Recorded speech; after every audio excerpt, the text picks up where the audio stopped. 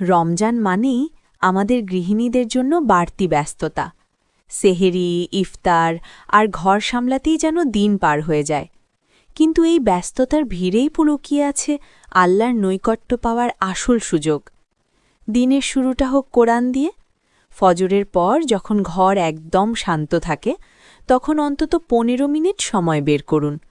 খুব বেশি না হোক, বুঝে অন্তত ৫টি আয়াত পড়ুন। এই প্রশান্তি আপনার সারা দিনের কাজের শক্তি যোগাবে। রান্নাঘরের কাজ কি ইবাদতে বাধা? একদমই না। ইফতারি বা রান্নার সময় যখন হাত ব্যস্ত, তখন কান দুটোকে দিন কোরআনের সাথে। ফোনে প্রিয় কোনো কারির তিলাওয়াত বা কোনো সূরার তাফসির ছেড়ে দিন।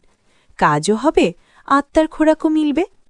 দুপুরে কাজের ফাঁকে যখন একটু ক্লান্ত লাগে, তখন সোশ্যাল মিডিয়া স্ক্রল না করে ফোনের কোরআন অ্যাপটি খুলুন।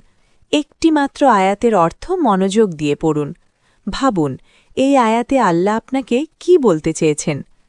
আপনার সন্তান বা পরিবারের ছোটদের সাথে নিয়ে কোরআনের গল্পগুলো শেয়ার করুন। এতে আপনার নিজের রিভিশন হবে আর আপনার ঘর হয়ে উঠবে বরকতময়।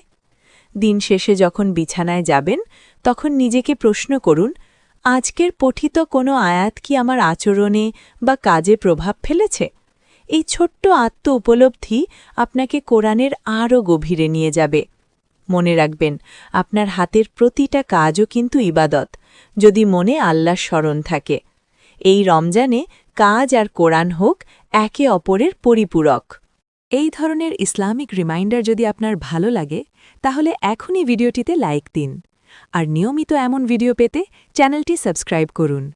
আপনার একটা লাইক হয়তো এই দাওয়াকে আরও মানুষের কাছে পৌঁছে দেবে, ইনশাল্লাহ। এই ভিডিওটি যদি আপনার মনে একটু হলেও ছুঁয়ে যায়, তাহলে কমেন্টে লিখুন, ইনশাল্লাহ, আমি চেষ্টা করব।